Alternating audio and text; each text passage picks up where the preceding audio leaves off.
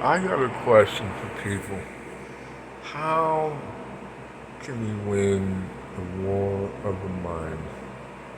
That's what we're seeing play out here. It seems like this every 4 year cycle. We are seeing the war of the mind. It never ends. It never amazes me to see how people fall for the fact that no matter how some people say, well, it's going to be different this time. Well, everything is reduced in choice. Your your political parties reduced in choice. Anything of importance reduced in choice, but the jelly beans, 36 flavors. There's a lot of choices, but when it comes to important things, reduced in choice. So what I ask of my Republican friends and Democratic friends, how much longer before you sit there and you do not let somebody control you? Because, yeah, they're the leader of the party.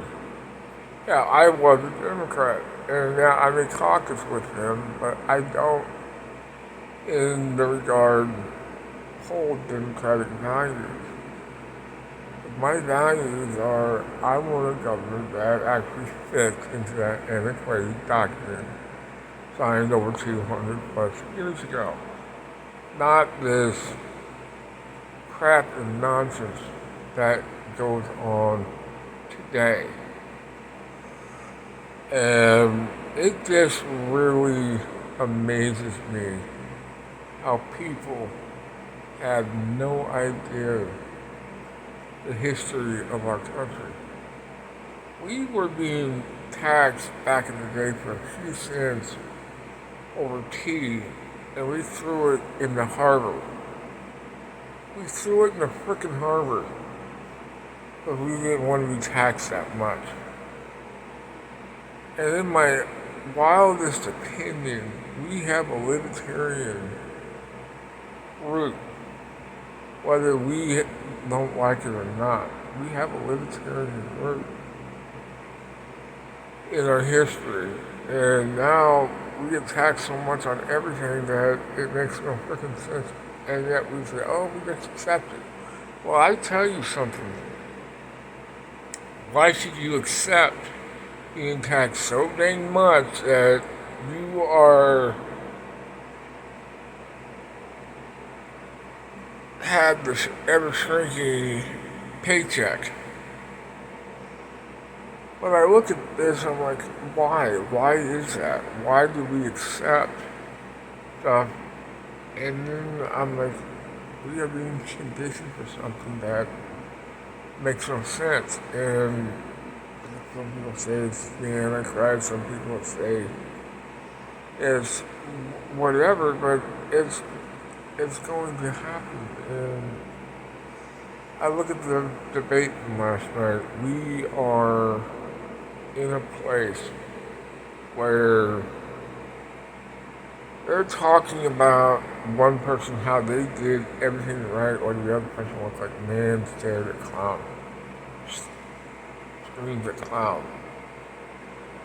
And yes, both one looked presidential while the other looked like tired, defeated. And I'm at the point where it's either you're gonna make a choice when you go into that voting booth. Some people want to vote for Trump, and I'm not here to convince you otherwise, but I am here to tell you when you make that choice, you are voting for ending the government as we know it. He has said vehemently that he wants to end the U.S. Constitution as we know it. If you vote for the other one, and it's like, okay, well, we're going to keep the government in there and give an opportunity to run it. Now, if he would have hammered her on policy, hammered her up and down the thing, but he was on defense the entire night. And I'm telling you, this is how it's going to be in this election, you have a stark choice between someone who wants to, how should I say this, give you a chance versus someone who wants to end the government as we know it. You have a choice, but I can't make up your mind for you, but you can make up your own mind.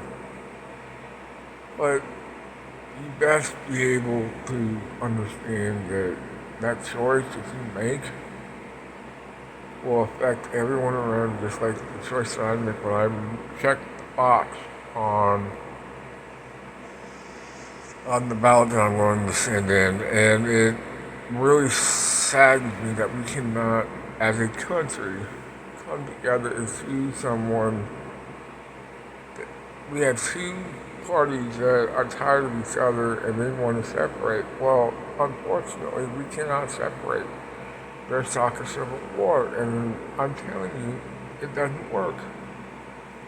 In my eyes, it doesn't work. Because we have a little thing called White versus Texas, and we cannot just say, okay, this part of the country gets given to the liberal, this part of the country gives to the conservatives. You can't just do that by ideological lines, and